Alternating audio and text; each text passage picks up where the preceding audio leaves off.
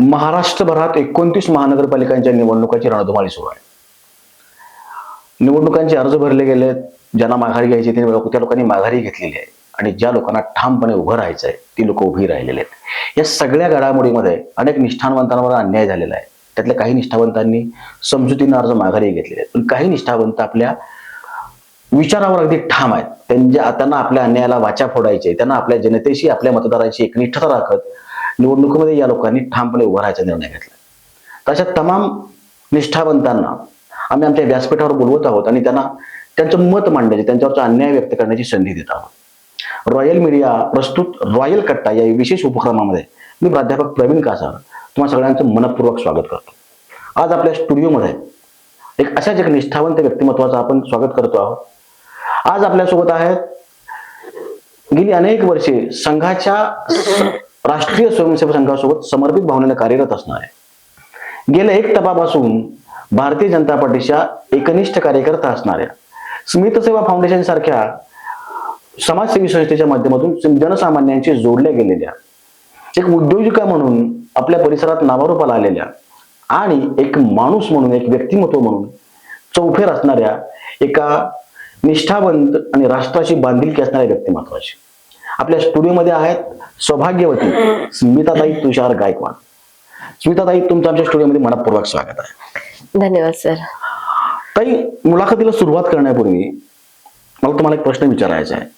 स्मिता तुषार गायकवाड या व्यक्तिमत्वाबद्दल काय सांगाल? सर, मी स्मिता तुषार गायकवाड एक साधी सामान्य कार्यकर्ता आहे, एक साधी गृहिणी आहे. आपण साधारण माझं 2002 ला लग्न झालं. माझं माहेर हांडेवाडीच आहे आणि हडपसरच आहे म्हणजे. आणि त्याच्यानंतर माझ्या लग्नानंतर माझे मिस्टर जे इलेक्ट्रिकल इंजिनियर, आता बिल्डर पण आहेत, ते इलेक्ट्रिकल इंजिनियर कम बिल्डर आहेत. 2 मुलं आहेत सोन्यासारखी. आणि त्याच्यानंतर माझी आई आहे ती गृहिणीच आहे आणि वडील अम्युनिशन फॅक्टरीमध्ये होते. सगळं व्यवस्थित होतं, म्हणजे साधी नॉर्मल. आणि नोकरी करता की व्यवसाय करता? मी माझं ओम ग्राफिक्स अँड प्रिंटर्स हे माझं हडपसर गावामध्ये माझं प्रिंटिंग प्रेस होतं, म्हणजे आहे इन शॉर्ट. पण ते थोडस आता इतक्यात थोडस जरा कमी. ठीक आहे, तुम्ही ते व्यवसाय करून घर चालत, मग पतीला हातभार लावताय? हो, लावते. आणि एवढं सगळं छान चौकटीतलं आयुष्य आहे, मुलं हुशार आहेत, गुणी आहेत, शिकतायत, कुटुंबात सगळं व्यवस्थित वातावरण आहे. मग असं असताना जी चौकटीच्या बाहेर येण्याचं कारण, चौकटीच्या बाहेर इन द सेन्स कुटुंबासोबतच इतरांच्या जबाबदाऱ्या घेणं असेल किंवा एक गृहिणी म्हणून जी चौकट टाकलेली असते ती चौकट मोडून समाजासाठी काहीतरी करणं असेल, हा प्रवास कसा सुरू झाला? सर, मी एक सांगू इच्छिते की मी एक सामान्य कार्यकर्ता आहे. माझ्या सासर माहेर याच्यामध्ये काही राजकीय बॅकग्राऊंड नाहीये.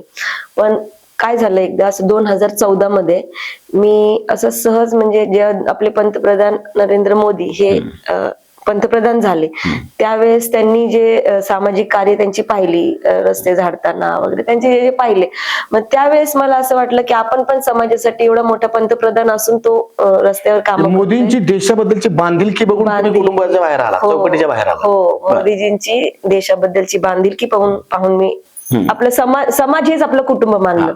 त्या अनुषंगाने मी कार्य करत गेले. आणि कार्य कसं सुरू झालं मला माहित पण नाही, खरं सांगते. नगरसेवकाचं काम काय, खरं सांगते, मला काही पार्श्वभूमी नाही, म्हणजे राजकीय काही नाही. पण तरी सुद्धा मला काहीतरी समाजाबद्दल काहीतरी आपण देणं लागतो या भावनेने मी काम केलेलं.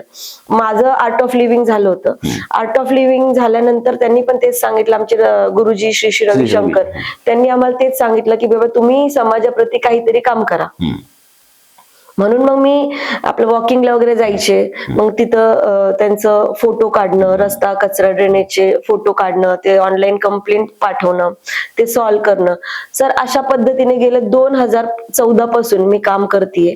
आणि आतापर्यंत 1,500 पेक्षा जास्त, किंवा इनफॅक्ट 2,000, म्हणजे अजून मी मोजलेले पण नाही, अशा 2-4 मोबाईल नंबर्सवर वेगवेगळे ह्याच्याने आपल्याला ते रजिस्टर असतं. हा, तर अशा पद्धतीने 1,500 पेक्षा जास्त आपण रस्ता कचरा ड्रेनेजचे कंप्लेंट सोडवलेले. आणि एकेका कंप्लेंटला तुम्ही पाहताल तर साधारण 2-2 वर्ष देखील लागलेली, बरं का. मोठे असं काही असतील, जसं आता बडदेमाळ्याचा आपण रोड केला, 17.5 नळीचा रोड केला. तर अशा पद्धतीने जे मोठे कंप्लेंट, आमचं धवल विंडस्केप जिथे मी ससन नगरला राहते, तर तिथं जो बाहेरचा रोड होता, तर त्या बाहेरच्या रोडला आपण हे केलं, तिथे रोड डांबरीकरण आपण केलेलं आहे. तर अशा पद्धतीने आपण जेवढं करता येईल लोकांसाठी, समाजासाठी जेवढं करता येईल तेवढं मी केलेलं आहे. आमच्या सोसायटी मधील इंटरनल आपण रोड करून घेतलेला आहे. म्हणजे जी मोठी मोठी कामं जी नगरसेवक, आमदार, खासदारांची असते ती ऑफकोर्स त्यांच्याच सहाय्याने करून घेतली, पण अशा वेळेस करून घेतली ज्या वेळेस मला काही जास्त नॅचरली राजकारणाचं काही माहिती नव्हतं. मी एक सामाजिक कार्यकर्ता म्हणून काम करत होती, पण त्यावेळेस मी ते मोठे मोठे प्रश्न मी सॉल्व्ह केलेले आहेत. तर मला एवढंच सांगायचंय की जेणेकरून मी काही नसताना मी इथपर्यंत केलेले. म्हणजे मोदीजींचं काम बघून, मोदीजींचा एक व्हिडिओ बघून तुम्ही एवढे प्रेरित झाला की तुम्ही लोकांशी मिसळायला सुरू केलं, लोकांशी बोलायला सुरू केलं, तुम्हाला आजूबाजूचे प्रश्न दिसायला सुरू झाले. आणि नगरसेविका नसताना, कुठली खुर्ची नसताना, नगरसेवकाची नेमकी अधिकारांची काय म्हणूया त्याला मर्यादा माहिती नसताना तुम्ही नगराच्या आणि नागरिकांची सेवा करत राहिला. बरोबर. तुमच्या सामाजिक बांधिलकीविषयी किंवा एकूणची एक सामाजिक ओळख आहे. स्मिताताई म्हणजे फोन केल्यानंतर दिलासा मिळणार, स्मिताताईच्या जवळ गेले की काहीतरी प्रॉब्लेमला काहीतरी नक्की सोल्युशन मिळणार, हा जो विश्वास लोकांच्या मध्ये आहे, हा प्रवास कसा सुरू झाला किंवा ही काय ओळख आहे?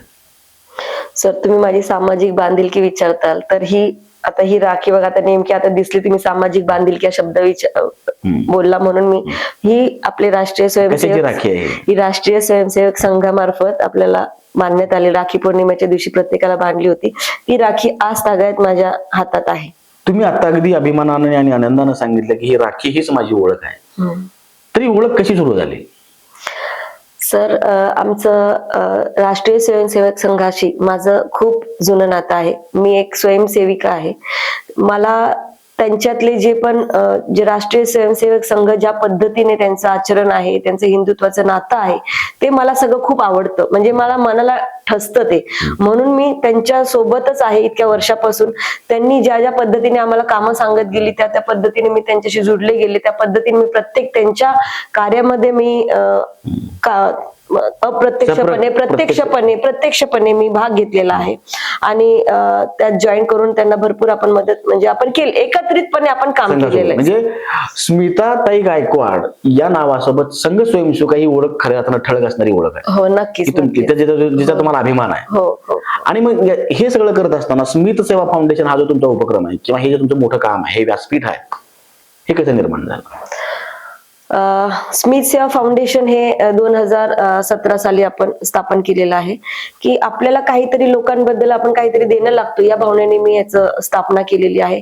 की मला ह्याच्यातून भरपूर लोकांना म्हणजे महिला ज्या आहेत, महिलांसाठी काम करायला, महिलांना घर बसल्या उद्योग पाहिजेत, महिलांचं संघटन करून त्यांना काय हवं काय नको, महिलांचं जसं वेगवेगळे कार्यक्रम मी घेत आले. हळदी कुंकू समारंभ झाला, दांडियाचा कार्यक्रम झाला, त्यांना जे पाहिजे त्यांना वेगवेगळ्या योजना झाल्या. मला जे राबवायचे म्हणजे मला जे काम करायचे ते मी स्मित सेवा फाउंडेशनच्या अंतर्गत राहून मी पूर्णपणे करू शकते.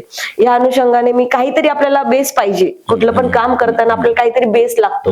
मी स्मिता तुषार गायकवाड हे आहेच, पण त्याच्यासोबत कुठलं तरी काहीतरी आपलं एक संस्था पाहिजे. तर त्याच्यामुळे मी स्मित सेवा फाउंडेशन स्थापना केली आणि त्याच्या अंतर्गत तुम्ही पाहताल मी खूप काम केलेलं आहे. काय काम केलं सांगता येईल? काय सांग, ठळक कामं सांगता येतील? सर, मी रस्ता कचरा ड्रेनेजचे आपण साधारण 1,500 पेक्षा जास्त कंप्लेंट सोडवलेले आहेत. रोजगारासाठी तुम्ही म्हणजे स्थानिक समस्या तर तुम्ही सोडवतायच, कचऱ्यासारख्या असतील, रस्त्यासारख्या असतील, ड्रेनेज सारख्या. पण आजकाल समाजामध्ये रोजगार ही सगळ्यात महत्वाची समस्या आहे, कळीचा मुद्दा आहे. तरुणांच्या पुढे असेल किंवा गृहिणींच्या पुढे सगळ्यात मोठं आव्हान आहे. काय कसं नेमकं काम झालंय, रोजगाराबद्दलचं काम कसं झालंय नेमकं, किंवा कशा प्रकारे हा मोठा तुम्ही काय म्हणूया त्याला, हा लोकांच्या प्रपंचाला तुम्ही हा हातभार कसा लावला? सर, जसं मी सांगितलं माझं ओम ग्राफिक्स अँड प्रिंटर्स हे माझं प्रिंटिंग प्रेस होती. तर त्याच्यात भरपूर ओनर्स माझ्याशी कनेक्टेड होते. तर तेव्हा त्यांच्याशी मी कॉन्टॅक्ट करून, आणि माझ्याकडे असे पण काही लोक महिला येत होत्या की बाबा ताई तुम्हाला असं जॉब पाहिजे वगैरे. तर मग मी त्यांच्याशी कनेक्ट झाले. ओनर्स आणि हे लोक ह्यांच्याशी मी एकमेकांना नोकरी देणारे आणि ज्यांना नोकरीची गरज आहे असे लोक मी असे कनेक्ट केले आणि अशा पद्धतीने मी काम करत गेले आणि भरपूर लोकांना जॉब लागले. सुरुवातीला मलाच कळलं नाही की किती लोकांना जॉब लागला, आणि नंतर मग मला असं वाटलं की अजून आपल्याला ह्याच्यात काहीतरी करायला पाहिजे. मग मी आपल्या स्थानिक लोकांना पण जॉब लागले पाहिजे. तर म्हणून मग मी आतापर्यंत 4 रोजगार मेळावे घेतलेले आहेत. आणि असं केलेलं आहे की सुरुवातीला तर मी जे रोजगार मेळावे घेतलेले ना, अक्षरशः सांगते खूप पैसे खर्च केलेले त्यासाठी. बरं. आणि आतापर्यंत जे जे मी केलंय, मला कुणाचं 5 पैसे कुणी दिलेले नाहीये, कुणी म्हणजे असं काहीच नाही, Sponsorship वगैरे काही? स्पॉन्सरशिप वगैरे काही नाही. मी सगळं स्वखर्चाने आतापर्यंत केलेलं आहे. कुठल्याही प्रकारची सत्ता नसताना, हा. कुठल्याही प्रकारचं आर्थिक वाढवण नसताना, कुठल्याही प्रकारचं स्पॉन्सरशिप नसताना, फक्त समाजाची बांधिलकी किंवा लोकांसोबत असणारी आपुलकी, याच्यातून ह्या सगळ्या गोष्टी घडतात. बरोबर. आता तुम्ही हे बघा, माझे मिस्टर एक साधे इलेक्ट्रिकल इंजिनियर, मी एक ओम ग्राफिक्स अँड प्रिंट व्यावसायिक. व्यावसायिक, आणि त्याच्यातून आम्हाला 2 मुलं, त्याच्यातून आम्हाला मिळून किती मिळणार? आम्ही त्याच्यातून केलं आणि त्याच्यातून जे आलं ना, तुम्हाला खरं सांगते, मला जे पण इन्कम माझे म्हणजे सुरुवातीला थोडंसं हे म्हणजे कसं असतं, सासरी गेलं ते म्हणतात ना, हिला जे येतं ही बाहेर फुकती, म्हणजे अशा पद्धतीने थोडंसं झालं होतं सुरुवातीला, की मला जे पण यायचं इन्कम ते मी समाजासाठी हे करायचे. म्हणजे आमचे श्री रविशंकर यांनी सांगितलं की तुम्ही समाजासाठी काहीतरी 10%, 20% द्या, पण मी तर अक्षरशः खरं सांगते 80-90%, 10% 100% प्रपंचाला आणि 90% समाजाला. अक्षरशः तसंच झालेलं आहे. मी पूर्ण जे माझं इन्कम यायचं ते पूर्ण काहीतरी कार्यक्रम हे घे ते घे, माझं पूर्ण जे इन्कम आहे ना सर, मी पूर्ण इन्कम समाजासाठी घालवलेलं आहे. म्हणजे आपण जसं म्हणतो की तन मन आणि धनानं तुम्ही सर्वसामान्य माणसं किंवा खऱ्या अर्थाने बांधिलकी असणारी काम करत असतात, तर तशा प्रकारे तुम्ही. आणि मला असं कधीच जाणवलं, म्हणजे मला माहित पण नाही की मला हे इलेक्शन लढायची किंवा काय, म्हणजे नगरसेवक मला जेव्हा जेव्हा मी हे असं कार्यक्रम करत होते ना, मला सर खरं सांगते, मला माहितीच नव्हतं की हे कार्यक्रम मी का करते, कशासाठी करते, आणि मला सगळं सर्वस्व, मला फक्त लोकांची सेवा करायची. आणि हे सगळं करताना राजकारण हा हेतू नव्हता. नरेंद्रजी मोदींची प्रेरणा होती, संघाची प्रेरणा होती, श्री रविशंकर गुरूंचा आशीर्वाद होता, आणि या सगळ्याच गोष्टीतून तुम्ही हा सगळा प्रवास सुरू केला. बरोबर. आणि त्याच्यात एक सांगते, जसं आमचे श्री रविशंकरजी यांनी आम्हाला सांगितलं होतं तुम्ही एकदा काम करा, तर मी माझी सुरुवात सांगते ह्याच्यात, की त्यांनी मला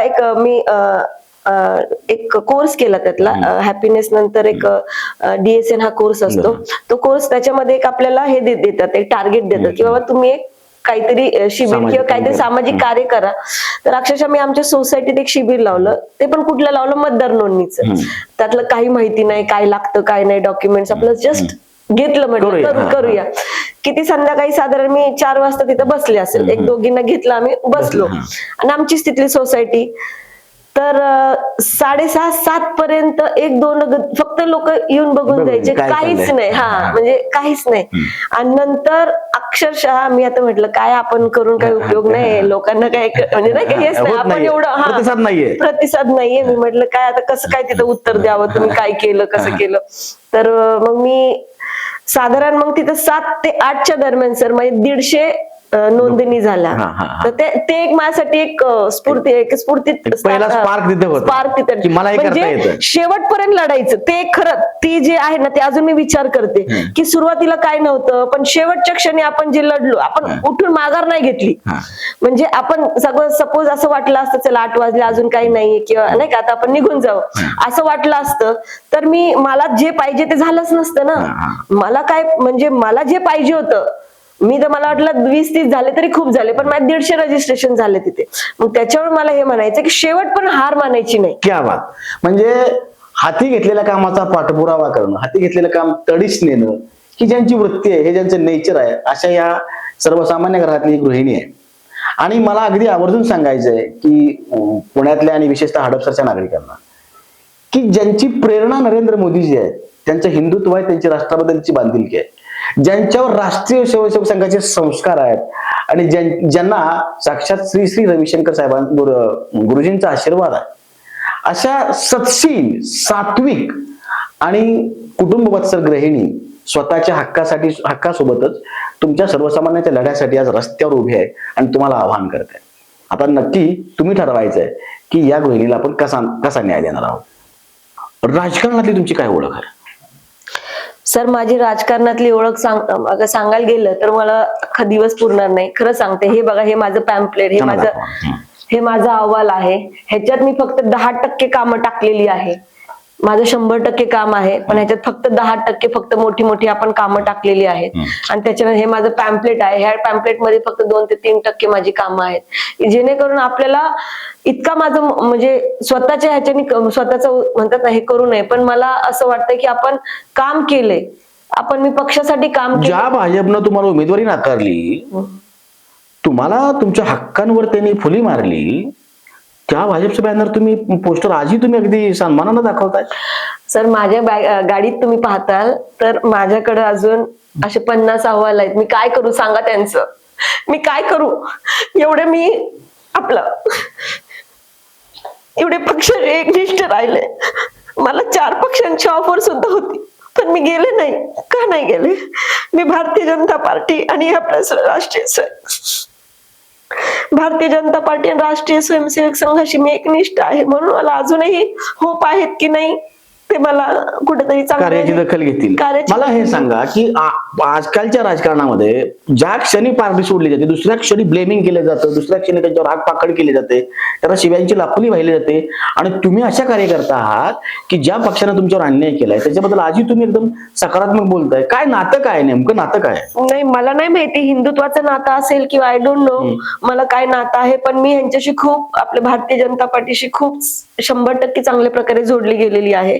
आणि ते इतकं विश्वासाचं आमचं नातं आहे ना, कुणी किती काय करा मी ते म्हणजे सोडू शकत नाही. आजही तुम्ही मोदीजीच्या सैनिक म्हणूनच काम करताय, अजूनही करणार आणि ह्याच्या पुढेही म्हणजे आतापर्यंत केलंय, आता करत आहे आणि नंतरही करणार. आणि आता जे मी फॉर्म भरलाय ते अपक्ष म्हणून भरलेला आहे. त्याचं पण मी अपक्ष भरण्याचं कारण तेच आहे की जेणेकरून मला भारतीय जनता पार्टी सोडायची नाहीये. मला फक्त माझी ताकद दाखवायची.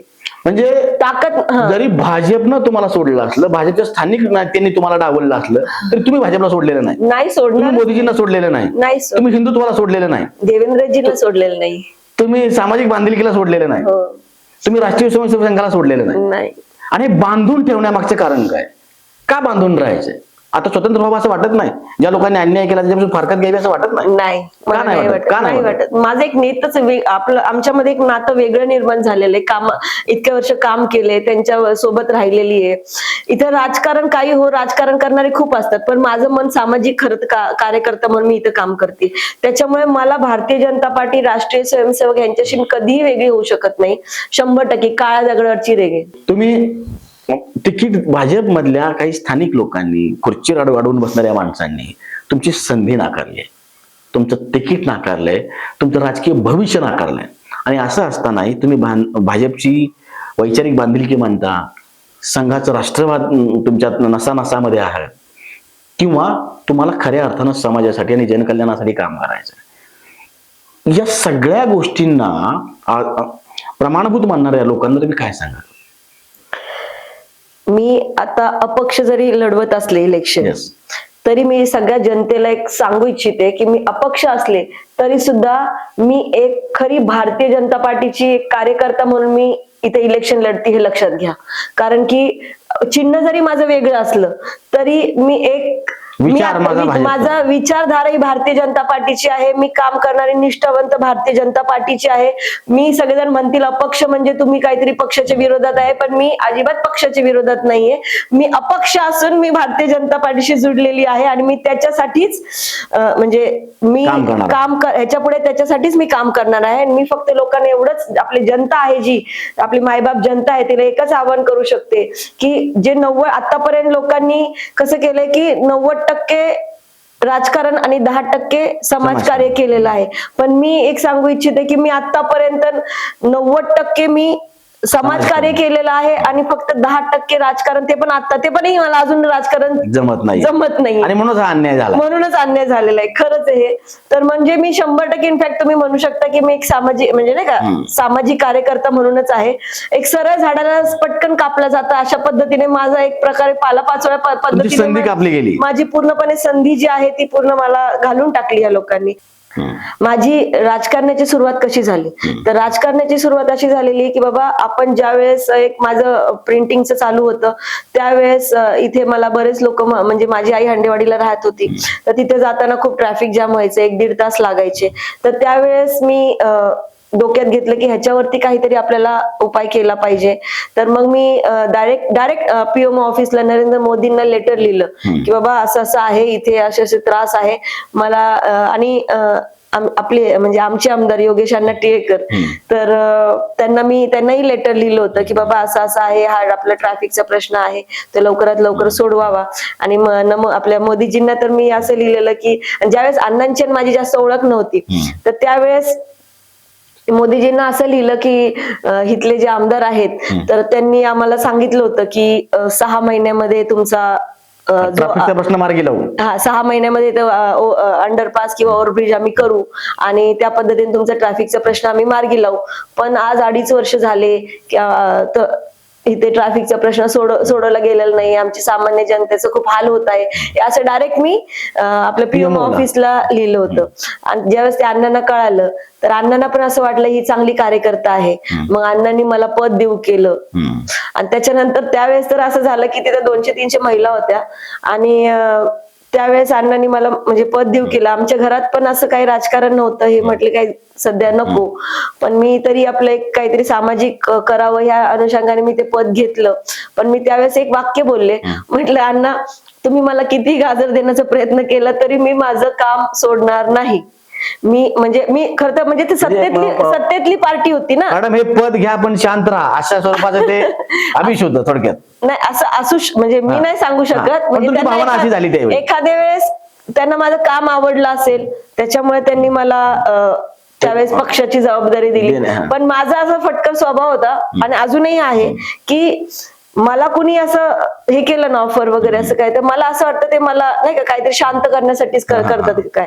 तर म्हणून मग मी डायरेक्ट त्यांना सगळ्यांसमोर असे बोलले होते. आणि काही मी त्यावेळेसची परिस्थिती विचार करा, आता तरी त्या लोकांसमोर मी जाऊ शकते, बोलू शकते, पण त्यावेळेस एक गृहिणी, एक सामान्य व्यावसायिक पहिल्यांदाच बाहेर पडलेली आणि डायरेक्ट त्यांनी मला इतके वेळा फोन केला, मला माहित पण नाही आमदारांचा नंबर की काय.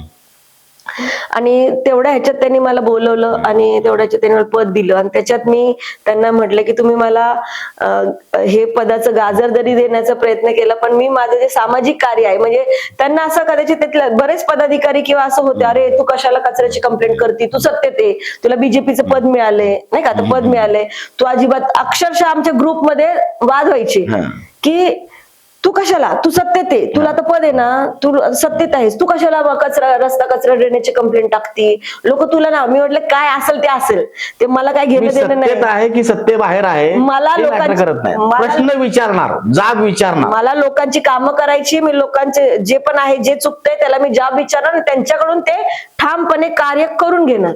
हे माझ्या पहिल्यापासून असं काम आहे. आणि तुम्ही आता जे म्हणालात की मी आजपर्यंत कधी कुठल्या आमिषाला बळी पडले नव्हते, पद असेल किंवा कुठल्या गोष्टी असतील, आजपर्यंत प्रवास तुम्ही सांगताच आहात. पण आज एक ज्वलंत उदाहरण आमच्या पुढे आहे की अर्ज माघारी घेण्याचा कालच दिवस होता. कित्येक दिग्गजांनी, भल्यांनी, राणा भीमदेवी तटात गर्जना करणाऱ्या मोठमोठ्या पुढाऱ्यांनी अर्ज माघारी घेतलेले आहेत. मग काही त्यांचं साठलोट झालं असेल, काही आर्थिक मोठे व्यवहार झाला असेल, आपल्याला माहिती नाही, आपण त्याच्यावर बोलू नये. पण अशा परिस्थितीत तुमचा अर्ज तुम्ही ठेवला आहे, तुमची बांधिलकी तुम्ही समाजाशी दाखवली आहे, हिंदुत्व निष्ठासाठी तुम्ही काम करण्याचं तुम्ही ठरवलंय, याच्यापेक्षा आणखी मोठं उदाहरण काय पाहिजे? खरं सांगू का, मला खूप सारे फोन्स आले, लोक येऊन गेली की बाबा नाही का की तुम्ही फॉर्म मागे घ्या, आपल्या भारतीय जनता कशाला क्रिएट केलं गेलं, झाले ना, फोन झाले, सगळं झालं. पण ते काय झालं, मला एक कुठेतरी होतं की मला समाजासाठी काहीतरी करायचंय. माझी भावना काय की मला समाजासाठी काहीतरी करायचंय. आता तुम्ही विचार करा, माझं वय आता सपोज जे पण XYZ 47 सपोज, तर ते 47 वय अजून 5 वर्षांनी कधी, आता इलेक्शन पुढे होतात नाही होतात मला काय माहिती नाही. राजकीय कार्यकर्ती म्हणून तुमची पुढे संधी मिळेल की नाही गॅरंटी नाही. आणि समाजकारणात काम करत असताना लोकांच्या समस्या सोडवण्यासाठी सत्तेची गरज आहे. मग मी तेच म्हणते की मला इतके फोन आले, काही लोक येऊन गेले ऑफिसमध्ये, ताई तुम्ही काही करा, तुमचं काम आहे सगळं आम्हाला मान्य आहे, पण तुम्ही जरा माघार घ्या. पण मी म्हटलं सर काय पण, मला प्लीज म्हटलं, मला काम करायचंय, मला लोकांचं काम करायचंय, मला म्हणजे, आणि मला माझी थोडीशी ताकद दाखवायची, जे पण आहे मला. मी तर हे पण त्यांना बोलले, मला 5 मतं पडली तरी चालेल, मला फक्त काम करायची इच्छा आहे, दांडगी इच्छा आहे.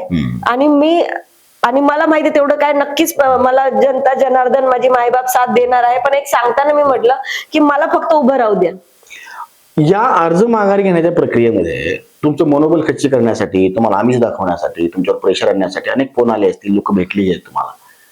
पण याच प्रसंगात सर्वसामान्य माणसांनी भेटून काही सांगितलंय, कोणी दिलासा दिलाय? सर्वसामान्य माणसाचं तर इतकं मला कौतुक वाटतंय की आतापर्यंत उलट सगळेजण फक्त हा नमस्कार ताई असं करायचे. आणि मी ज्यावेळेस मला तिकीट मिळालं नाही त्यावेळेस लोकांनी मला इतके फोन आले आणि माझ्या ऑफिसला येऊन माझ्या जिथून पण मी जाते ताई करून थांबवतात ते. अजूनही तीच परिस्थिती आहे. ताई काय झालं? नाही भारतीय जनता पार्टीने असे करा, तुम्हाला तुम्हीच खरे उमेदवार आहात, आम्ही तुम्हालाच साथ देणार, तुम्ही काही करा पण ते तुम्ही अपक्ष फॉर्म भरा आणि तुम्ही माघार घेऊ नका. अपंग बांधवांनी तुम्हाला प्रत्यक्ष भेटून पाठिंबा दिला असं आमच्या ऐकवत आहे. काय नेमका प्रसंग आहे? ऍक्च्युली काय नातं काय अपंग बांधवांचे तुमचं नातं काय? मी 3-4 वर्षापासून आम्ही त्यांचे सगळे अपंग जे दिव्यांग अपंग नाही म्हणत त्यांना. दिव्यांग जे बांधव आहेत तर त्यांच्याशी संपर्कात आहे की आपल्याला काय करायचं की त्यांच्यासाठी त्यांनी म्हणजे त्यांना पण माझं काम दिसलं, मला पण त्यांचं काम दिसतंय आणि ते त्यांच्यामध्ये एक अशी क्वालिटी मी प्रत्येकामधून ना काहीतरी घेत असते. मग त्यांच्या ते एवढे दिव्यांग असून सुद्धा ते इतके मोठी मोठी कामं करतात. आता खरं सांगते, जे एक माझ्या ओळखीतले जे दिव्यांग बांधव आहेत त्यांची मोठी म्हणजे दिव्यांग आपण लाचार नाही आहेत आपण, म्हणजे ते एवढे दिव्यांग असून सुद्धा ते ऍडव्होकेट झाले, ते लढाई लढतात, ते एवढ्या लोकांची कामं करतात. ते तर आपल्याला तर देवाने सगळं दिलंय, मग आपण ही प्रेरणा आणि त्यांच्यातून मी प्रेरणा घेतलेली होती आणि त्यांच्याच मार्फत त्यांचीच साथ घेऊन मी आता कामं करते की जेणेकरून आपल्याला हडपसरचा विकास कसा करता येईल. ज्या योजना आपण मोदी सरकार जे इथे आपल्या इथे योजना आणतात त्या योजना आपल्याला लोकांपर्यंत पोहोचवण्यासाठी म्हणजे त्यांना जास्त माहित असतं, म्हणजे त्यांना माहित आहे, ज्यांच्याशी मी जुडले गेलेले आहे तर त्यांना ते माहित आहे. तर मग त्या पद्धतीने मग मी एकमेकांशी आमचं समन्वयाने पुढे काम सुरू झालं. समन्वयाने आमचं काम सुरू झालं. अपंग बांधवांनी तुमचं मनोबल कसं वाढवलं किंवा काय भावना होत्या त्यांच्या? मला त्यांच्याबद्दल काय सांगाल? त्या बांधवांबद्दल काय सांगाल? तुम्ही आज संकटात आहात, तुम्ही आज एकट्या पडला आहात, तुमची संधी हिरावली गेली आहे, पण मी खरं सांगू तुम्हाला मागे खेचायला सगळे लोक झटतायत आणि ती माणसं उभी आहेत तुमच्यासोबत, काय वाटतंय? आता काल एक प्रसंग सांगते. काल म्हणजे ज्यावेळेस मी अपक्ष फॉर्म मागं घेतला नाही तर सगळ्यात पहिलं माझ्या ऑफिसमध्ये आलेले कोण आहे दिव्यांग बांधव आहेत. त्यांनी येऊन कमीत कमी 10 लोक येऊन माझ्या ऑफिस समोर बसले, जे चांगली लोक आहेत, ज्यांनी मला म्हणतात आहे ते पण येतील पण ते त्यांच्या पद्धती, पण सगळ्यात पहिलं येणार आहे तो माझा दिव्यांग भाऊ आहे. तर म्हणजे त्याला चालता येत नाही राव, त्याला तो आपलं कसं उचलून त्याला आणलेलं आहे आणि अशी लोक मला साथ देतात आहे. तर नक्कीच ह्याच्यातच माझा विजय 100% विजय. आणि मी परत सांगतेय, मी उमेदवार असेल अपक्षची पण माझं चिन्ह वेगळं असेल, पण मी भारतीय जनता पार्टीची एक निष्ठावंत कार्यकर्ता आहे, राहणार. आणि मी भारतीय जनता पार्टीची निष्ठावंत कार्यकर्ता म्हणूनच तुम्ही मला सपोर्ट करा आणि मला त्या पद्धतीनेच मतदान करा. मी भारतीय जनता पार्टी सोडून आपले राष्ट्रीय स्वयंसेवक संघ सोडून मी कुठे जाणार नाहीये. मी त्यांचीच निष्ठावान राहणार आहे. कुणी किती काय म्हणतात, कुणी किती बी येऊ द्या त्याला एकटीच बास. क्या बात. तर ज्या लोकांना साधं उभं राहता येत नाही, ज्या लोकांना साधं चालताना एवढ्या असंख्य अडचणी आहेत, वेदना आहेत, ती माणसं म्हणतात ताई तू उभी राहा, हो ताई तू जिंकून ये आणि ताई तू काम करत. आणि खरं सांगू का, त्याच बांधवांनी मला सांगितलेलं आहे आणि बरेच लोकांनी म्हणजे बांधव असतील किंवा इतर लोकांनी की ताई तू माघार घ्यायची नाहीस. आम्ही तुझ्या वेगळ्या पक्षाचे लोक आहेत, सगळ्या पक्षाच्या लोकांनी मला सांगितलेले ताई तू माघार घ्यायची नाहीस, आम्ही तुझ्या सोबत आहोत. तर त्याच्यामुळे मला बळ आलेलं आहे. म्हणजे पक्षानं जरी तिकीट एखाद्याला दिलं असलं तरी सर्वसामान्य माणसांची बांधिलकी असेल, आपण दिव्यांग बांधव असतील किंवा वेगवेगळ्या पक्षातले जे काही निष्ठावंत गोष्टीला मानणारे किंवा तुझं काम करणारी लोक आहेत त्यांना तुम्हीच हवे आहात, ते तुम्हाला मत देणार आहेत. अहो सर, प्रत्येक घराघरात मी गेलेली आहे, प्रत्येक घराचे उमरे मी आता नाही ना, माझा ह्यांचा प्रचार आता 10 दिवस झालं सुरू झालाय. ही सिजनेबल उमेदवारी नाहीये. नाही, माझा प्रचार हे साधारण 2000 म्हणजे प्रचार आपण एक्झॅक्टली अगर पाहिलं तर 2022 ला ज्यावेळेस नाही का इलेक्शन डिक्लेअर झाली त्यावेळेस म्हणजे त्यावेळेस मी प्रचाराला खरी सुरुवात केली. त्याच्या आधी सामाजिक हे होतं, पण माझा प्रचार कंटिन्युअस म्हणजे आपण बघायला गेलं तर 2014 पासून किंवा इनफॅक्ट 2022 काम हा तुमचा प्रचार आहे. नक्कीच. यस अगदी छान. आणि उद्या इलेक्शन म्हणूनच मी हे सगळं कंटिन्युअस माझे काम चालू आहेत. कंटिन्युअस माझं 15 दिवसाला 1 महिन्याला काहीतरी मोठे कार्यक्रम, त्याला इतका पैसा लागतो सर. एक साधा कार्यक्रम जरी घ्यायचा म्हटला तरी त्याला 4-5 लाख रुपये लागतं सर, बॅनर बाजी. आणि माझं एक असं होतं की मी बॅनर लावले की लगेच दुसऱ्या दिवशी लगेच निघतात, कुणीतरी काढून टाकतं, कुणीतरी हे करतं. म्हणजे का मी एका बॅनरला 2,000-2,500 रुपये लागतात, माझा खर्च आहे म्हणजे एवढा. पण त्याला तुम्ही अगर तुम्ही एक सामान्य कार्यकर्ता काय, आणि मी स्वतःचे बॅनर म्हणजे काय की मी फक्त हार्दिक शुभेच्छा, वाढदिवसाचे बॅनर असे नाही लावत. मी कुठले बॅनर लावते की ज्याच्या अंतर्गत लोकांना काहीतरी मिळते. म्हणजे सपोज हळदी कुंकू झालं किंवा कुठल्या योजना झाल्या, कुठल्या काहीतरी म्हणजे नागरिकांपर्यंत पोहोचण्याचे बॅनर्स लावते. म्हणजे सॉरी, नागरिकांना काहीतरी त्यातून मिळावं ह्याचेच मी बॅनर्स असतात माझ्या. लोकांसारखे फक्त ह्याला अमक्याला वाढदिवसाच्या हार्दिक शुभेच्छा नसतात माझे बॅनर्स.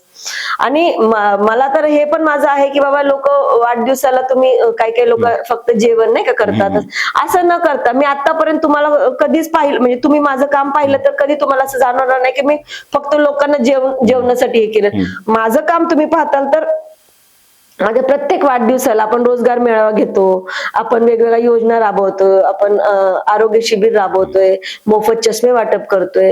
की जे आता पण मी या वाढदिवसाला मोफत चष्मे वाटप केले. मुरली अण्णा मोहोळ यांच्या वाढदिवसानिमित्त मी 4 ठिकाणी वेगवेगळ्या ठिकाणी शिबिर घेतलेलं आहे. आरोग्य शिबिर झालं, श्रम कार्ड झालं, शासन आपल्या दारी झालं, आधार कार्ड कॅम्प झालं. आणि तुम्हाला हे पण मी सांगू इच्छिते की बाबा जे हे योजना वगैरे हे जे मी राबवते ना सर, सगळ्यांना असं वाटतं की ही कशी काय म्हणजे करू शकते. आणि मी खरं सांगते हे मला आतून आलेलं काहीतरी कॉन्फिडन्स आहे. सामान्य कार्यकर्त्याने एवढ्या का मोठा टीव्ही करते. हा, पण मी खरं सांगू आतून आलेला माझ्यामध्ये कॉन्फिडन्स आहे की मी करणार आणि लोकांना ह्याची गरज आहे. आणि मग त्या गरजेसाठी मी अक्षरशः तुम्हाला सांगते 2-2 दिवस 2 व्हीलरवर फिरलेली आहे. मला कुणी सांगितलेलं नाही, शिकवलेलं नाहीये. साधा आता मला सांगा, तुम्ही म्हणताय भारतीय जनता पार्टी एवढा मोठा पक्ष आहे, आता मी पण आहे त्या पक्षातलीच आहे, पण मला एक थोडी खंत वाटते. ह्यांनी मला सांगायला नको की बाबा तुम्ही इथं जा, इथं हे असं योजना आहे, तुम्ही करून घ्या, प्रशिक्षण दिलं पाहिजे, दिलं पाहिजे सगळ्यांना.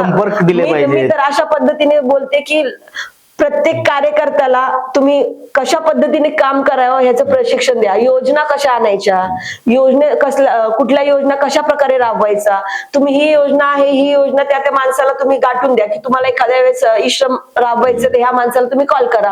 हे अशा पद्धतीने तुम्ही करणार आहोत, म्हणजे तुम्ही हे का नाही करत आहे. म्हणजे नेतृत्व करणाऱ्या लोकांनी त्यांच्या जवळच्या आवडीच्या लोकांना फक्त या सगळ्या गोष्टीचा सपोर्ट दिला जातोय आणि तुमच्यासारख्या सामान्य कार्यकर्त्यांना आता सपोर्ट दिला जातो. मी अक्षरशः 2-2 दिवस 3-3 दिवस एखादी योजना, आता सपोज मी आधार कार्डचा मला कॅम्प घ्यायचंय तर मला कोणी सांगितलेलं नाहीये तू इथं जा की काय कर. मी इथं फिरले, इथं जा कोण म्हणते, जिल्हा परिषदला जा कोण म्हणते, कलेक्टर ऑफिसला जा कोण म्हणते, कळलं का तुम्हाला.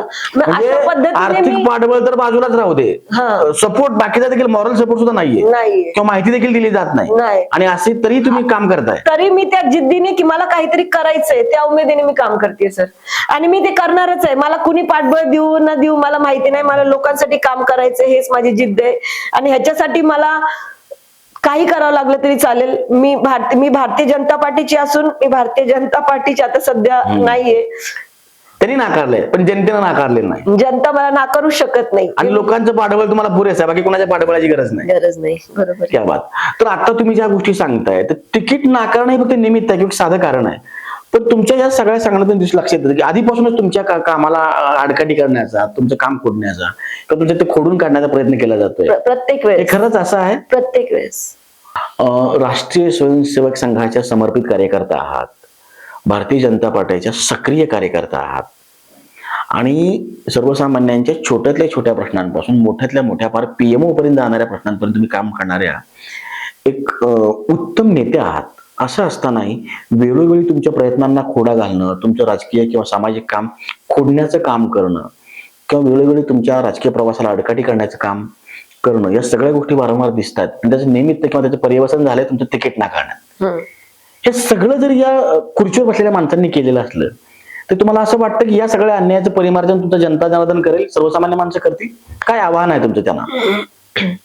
मी आपले मायबाप जनतेला एवढंच आवाहन करू इच्छिते की बाबा आतापर्यंत मी स्वखर्चाने सगळं माझे स्वतःची 100% ताकद लावून मी काम केलेलं आहे. की माझ्याकडं पैसे नसताना मी माझं जे इन्कम आले ते सगळं लोकांसाठी मी वापरून मी काम केलेलं आहे. जे माहित नव्हतं, ज्या गोष्टी मला माहिती नव्हत्या त्या गोष्टी मी माहिती करून शिकून ते मी तुमच्यासाठी आणलेले आहेत. तर त्याच्यामुळे एवढंच आपल्या मायबाप जनतेला एकच मी आव्हान करते की बाबा माझं चिन्ह जरी वेगळं असलं, आता मी अपक्ष उमेदवार, तुम्ही लक्षात घ्या, आता मी भारतीय जनता पार्टीची मी उमेदवार नाहीये, माझं चिन्ह कमळ नाहीये, माझं चिन्ह वेगळं आहे, ते मी आज मला कळेलच. तर त्या पद्धतीने मला फक्त एकच सांगायचंय की तुम्ही मला बघून स्मिता तुषार गायकवाड एक वैयक्तिक उमेदवार म्हणून तुम्ही मला साथ द्या, तुमचे आशीर्वाद द्या. कारण की मला आतापर्यंत मी जसं इतरांनी फक्त 24/7 कार्यालय म्हणतात की 24/7 कार्यालय आहे, पण ते काय नसतं, ते काय लॉकच असतं त्यांचं कार्यालय. तशा पद्धतीने नाहीये माझं कार्यालय. तुम्ही पाहता मी कायम माझं कार्यालय उघडं असतं आणि ह्याच्या पुढेही आपल्याला जेवढं जमेल तेवढं तुमच्यासाठी मी, अगर तुम्ही साथ दिली तर मी आयुष्यभर तुमची ऋणी राहणार आणि आयुष्यभर तुमच्यासाठी काम करणार. अभी नहीं तो कभी नहीं, हे लक्षात ठेवा. कारण की ही संधी मी फक्त मी माझी घरी बसू शकते, मी माझी घरी बसून माझ्या मुलांकडे परिवाराकडे लक्ष देऊ शकते, पण मला तसं करायचं नाही. माझ्यामध्ये काहीतरी जिद्द आहे की मला तुमच्यासाठी काहीतरी करायचंय. तर त्याच्यासाठी मला तुमच्यासाठी एकच विनंती आहे की तुम्ही माझ्यासाठी उभे राहा. तुम्ही जसे असतील, तुम्ही आपल्या प्रभागात असो नसो, तुम्ही तुमच्या पद्धतीने जे माझ्यासाठी प्रयत्न करता येईल ते करा. एक अपक्ष उमेदवार म्हणून तुम्ही मला साथ द्या. आणि मी तुम्हाला अपक्ष जरी दिसत असली, मी खरी भारतीय जनता पार्टीचीच एक कार्यकर्ता आहे आणि उमेदवार म्हणून भारतीय जनता पार्टीची जरी नसली, आता कागदावर जरी नसले, कागदावर मी भाजपचीच उमेदवार आहे. मी कागदावर जरी भारतीय जनता पार्टीची कार्यकर्ता नसले तरी अंतःकरणातून मी भारतीय जनता पार्टीचीच कार्यकर्ता आहे. तेवढं सगळ्यांनी जाणून घ्या आणि सगळ्यांनी मला जेवढी साथ, आशीर्वाद, तुमची साथ जेवढी साथ देता येईल तेवढी द्या, तुमचा आशीर्वाद देता येईल तेवढं द्या, जेवढं लोकांना सांगता येईल तेवढं सांगा. कारण की आतापर्यंत मी शेवटचं सांगते, मी 40-50 हजार पॅम्पलेट आता हे पाहता सगळ्यांना आमच्या हडपसरच्या परिसरामध्ये वस्तीमध्ये मी गेलेली आहे, बिल्डिंग गेलेली आहे, प्रत्येक सोसायटीमध्ये व्हिजिट केलेली आहे सर, खूप कामं केलेली आहेत. माझा 3रा राऊंड आहे ऍक्च्युली लोकांमध्ये जाण्याचा. तर मला फक्त एकच सांगायचं की मी आतापर्यंत भारतीय जनता पार्टीचं काम म्हणूनच मी भारतीय जनता पक्षाचं काम प्रचार केलाय, पक्षाचाच प्रचार केलेला आहे. आणि लोकांना असं वाटेल की बाबा नाही का भारतीय जनता पार्टीला वोट द्या, ठीक आहे, पण मला फक्त एवढंच सांगायचंय की मी भारतीय जनता पार्टीसाठी आतापर्यंत काम केलं. आता मला आज पक्ष अजून 10 दिवस पण नाही राहिलेले, तर मला फक्त एकच आवाहन करू इच्छिते की मी एक भारतीय जनता पार्टीचे कार्यकर्ता आहे. मनात माझी भारतीय जनता पार्टी आहे, राष्ट्रीय स्वयंसेवक संघ आहे, हिंदुत्व आहे, त्याला सोडून मी जाऊ शकत नाही. म्हणून मी एक तुमची साथ बघण्यासाठी तुमची साथ आहे नाही आहे ना, आपण लोकांना पण तशी दाखवून देऊ ना. आपण लोकांना दाखवून देऊ की तुम्ही तिकीट नाकारलं पण आम्ही तिच्या पाठीशी आहोत. तुम्ही जसं मला बोलताय ना की ताई आम्ही तुमच्या मागे पाठीशी आहोत, हे फक्त बोलून दाखवू नका, माझ्या मागे या, मला साथ द्या. आणि मी साथ ह्याच्यासाठी मला कायमस्वरूपी तुमचं हे नको आणि मी कायमस्वरूपी मला राजकारण करायचं नाहीये, मला कायमस्वरूपी करायचं नाहीये, मला फक्त 5 वर्षाची संधी द्या. आणि त्या 5 वर्षात नाही मी आपल्या हडपसरला पूर्ण महाराष्ट्रात किंवा माझं नकाशावर आणणार, 1 नंबर बनवणार हडपसरला, हे माझं उद्दिष्ट आहे. जे रस्ता, कचरा, ड्रेनेजचे प्रॉब्लेम आहेत, अहो तुम्ही सॉल्व्ह करता, तुम्हाला एवढा निधी येतोय, तो निधी तुम्हाला येऊन तुम्ही काय करता हो तिथे, काय प्रॉब्लेम सॉल्व्ह होतात तुमचे? तुम्ही काही काम करत नाहीये. अक्षरशः तेच रस्ता केला जातो, तोच लगेच 4 दिवसात उखडला जातो. काय ह्याला काय अर्थ आहे का? अरे तुम्ही असं काम करा जे कमीत कमी 20-30 वर्षापर्यंत पुढे टिकलं पाहिजे. ते तुमचं माझं तर असा दृष्टिकोन आहे, ते जे पैसे आहेत ते आमचेच पैसे ना, जनतेचेच पैसे आहेत. मग त्या जनतेच्या पैशाला तुम्ही असं वाया कशाला घालवता, आपल्या खिशात कशाला घालता? माझं फक्त हे म्हणणं आहे की बाबा तुम्ही जे पण करता ना ते प्रामाणिकपणे करा, अशी करा की जे पुढं त्याला ते टिकली पाहिजे ती कामं. आणि लोकांनी पण सारखं तेच काम बाहेर, कंत्राटदारांचे पुढारी होऊ नका, सर्वसामान्यांचे पुढारी व्हा. कंत्राटदाराचे पुढारी होऊ नका, सर्वसामान्यांचे पुढारी व्हा. क्या बात. राष्ट्रीय स्वयंसेवक संघाशी समर्पित असणाऱ्या, मागच्या दशकभरापासून भाजपशी एकनिष्ठ असणाऱ्या, सर्वसामान्य लोकांच्या प्रश्नांची बांधिलकी जपणाऱ्या आणि तरीही संधी नाकारल्या गेलेल्या स्मिताताई, तुमच्या या सगळ्याच घडामोडींबद्दल काय गाऱ्हाण आहे किंवा कोणाकडे गाऱ्हाण घालणार आहात किंवा पक्षश्रेष्ठींना तुमचा काय निरोप आहे? योगेशांना आणि आपले देवा भाऊ ह्यांना खरंच हे मी विचारू इच्छिते की बाबा देवा भाऊ, माझं काय चुकलं? मी रोजगारांना रोजगार देण्याचा प्रयत्न करत होते. देवा भाऊ, माझं काय चुकलं? मला लोकांसाठी काहीतरी करायची इच्छा आहे. मी एक सामान्य घरातली आहे म्हणून तुम्ही मला नाकारताय का? पैसेवाले म्हणजे पैशाचे जेव्हा हा राजकारण कसं होणार आहे? लोकांना तुम्ही सांगताना एक सांगताय, इथं करताना दुसरं करताय. असं नाही झालं पाहिजे. योगेशांना, माझं काय चुकलं? मी लोकांसाठी काम करण्याची इच्छा होती माझी.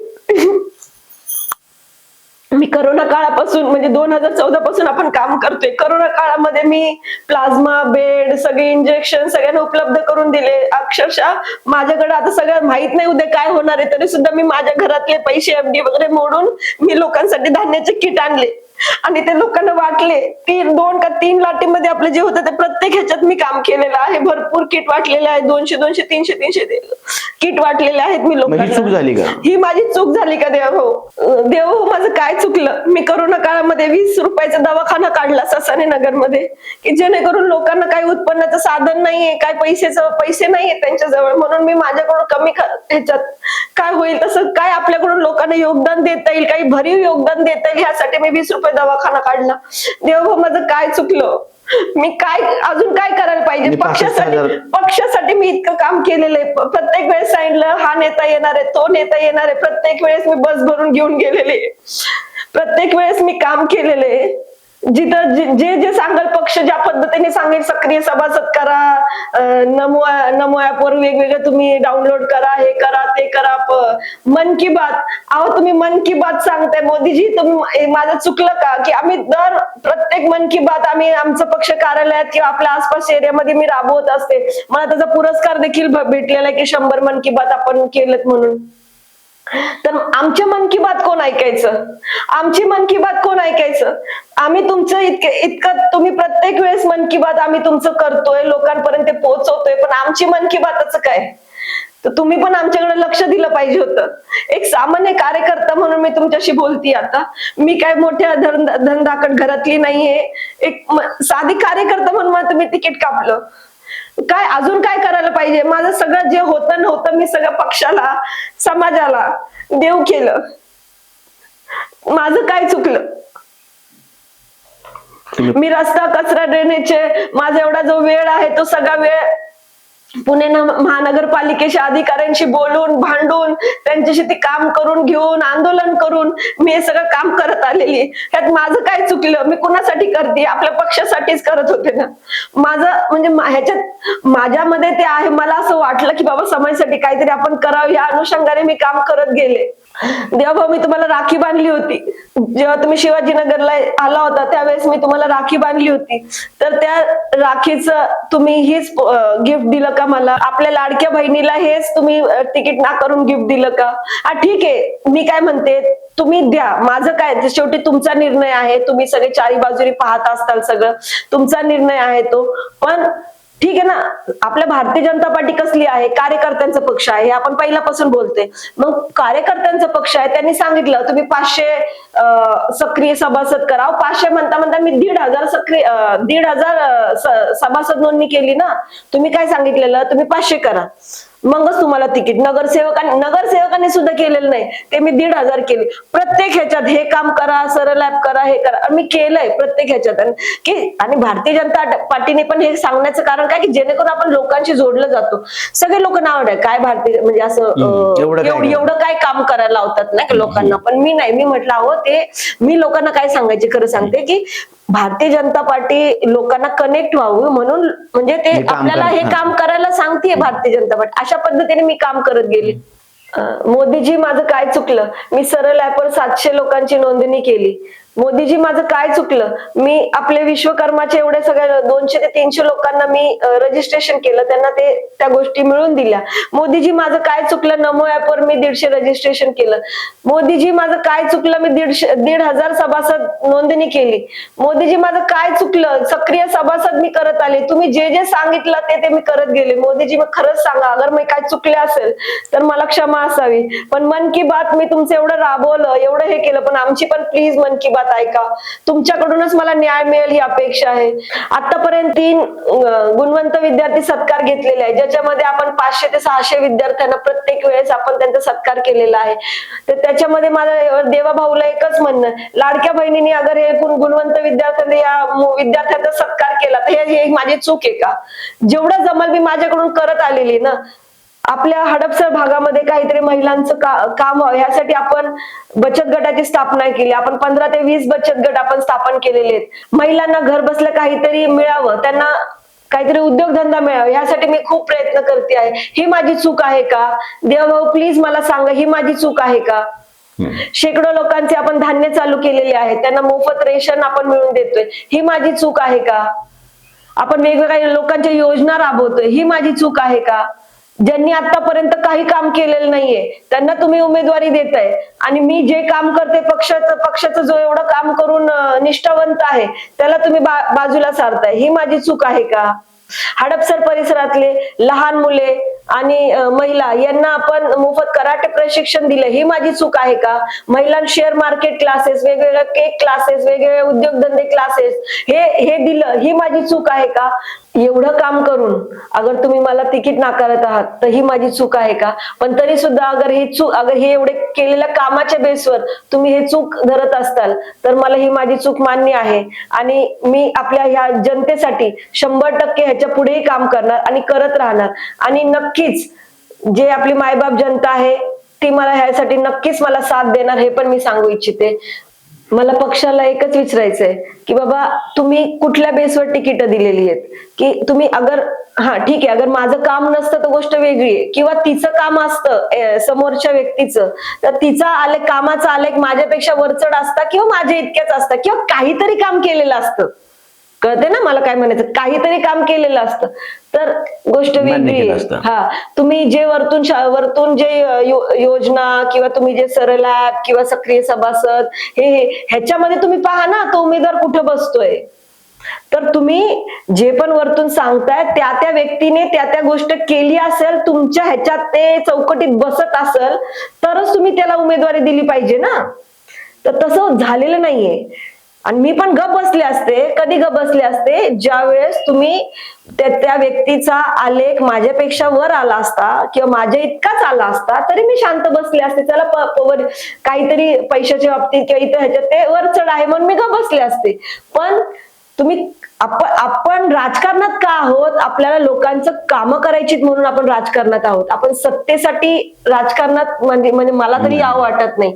मला लोकांची कामं करायची आहे म्हणून मी राजकारणात आलेली आहे. काही सत्तेशिवाय आपल्याला कामं करता येत नाही म्हणून मी राजकारणात आलेली आहे. म्हणून आणि मी कामं केलेली आहे म्हणून मी तुम्हाला बोलू इच्छिते की तुम्ही तिकीट त्यांना कुठल्या बेसवर दिलेलं आहे. माझ्यामध्ये काय कमी होते की तुम्ही त्यांना तिकीट, मला डावलून त्यांना तिकीट दिलं, हे खूप महत्वाचं आहे. विचार करण्यासारखी गोष्ट आहे. माझ्यासारख्या असंख्य कार्यकर्त्या भारतीय जनता पार्टीपासून दूर चाललेले आहेत. वेळीच सावधान व्हावं, कारण की अभी नाही तो कभी नाही. मला पक्षाने जरी नाकारलं तरी मी आपल्या मायबाप जनतेसाठी मी तो उभी आहे आणि ते पण स्वतंत्रपणे एकटी उभी आहे. त्यासाठी मला नक्कीच 100% आपली जनता साथ देणार हे मला माहित आहे आणि मी शेवटपर्यंत भारतीय जनता पार्टीची एक कार्यकर्ता म्हणून राहणार. हे पण काळ्या दगडावरची पांढरी रेघ आहे. निष्ठावंत कार्यकर्ता म्हणजे काय असतं, त्याची पक्षावरची निष्ठा काय असते आणि पक्षावरची निष्ठा राखत असताना जनमानसासाठी केलेलं काम काय असतं याचं मूर्तिमंत उदाहरण आज आपल्या स्टुडिओमध्ये उपस्थित आहे.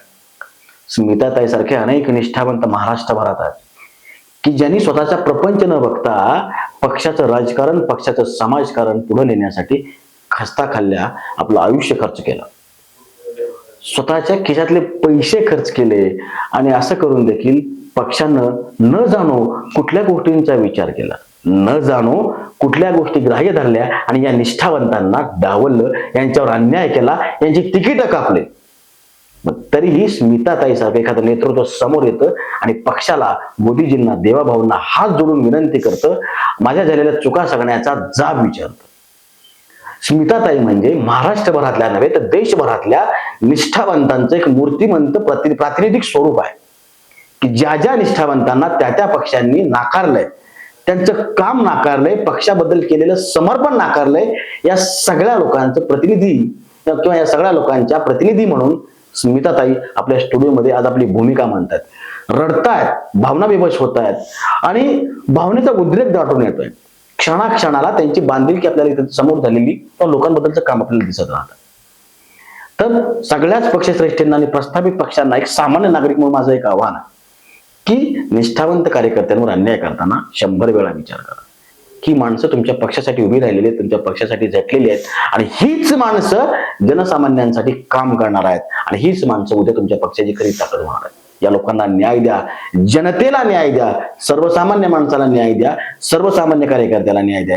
हाच या आपल्या आजच्या मुलाखतीचा तुम्हाला सगळ्यांना संदेश आहे. रॉयल मीडिया स्टुडिओच्या या रॉयल मीडिया प्रस्तुत रॉयल कट्टा या विशेष उपक्रमात आणि या आमच्या कार्यक्रमामध्ये तुम्ही सगळेजण इथं आलात आणि स्मिताताईंचा जो काही खुला संवाद आपण ऐकला त्याबद्दल मी तुम्हाला सगळ्यांचे मनपूर्वक आभार मानतो आणि महाराष्ट्रभरातल्या तमाम निष्ठावंत राजकीय कार्यकर्त्यांना हे आवाहन करतो की जर तुम्हालाही तुमची व्यथा, तुमची वेदना आणि तुमची भूमिका एवढी ठामपणे मांडायची असेल, तुमच्या पक्षश्रेष्ठींना जाब विचारायचा असेल, तुमचं गाऱ्हाण घालायचं असेल, जनता जनार्दनाला आवाहन करायचं असेल तर आमचा रॉयल कट्टा तुमच्यासाठी सदैव खुला आहे.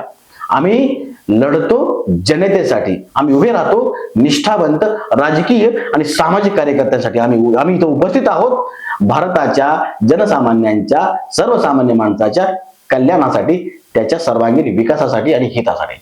धन्यवाद. धन्यवाद.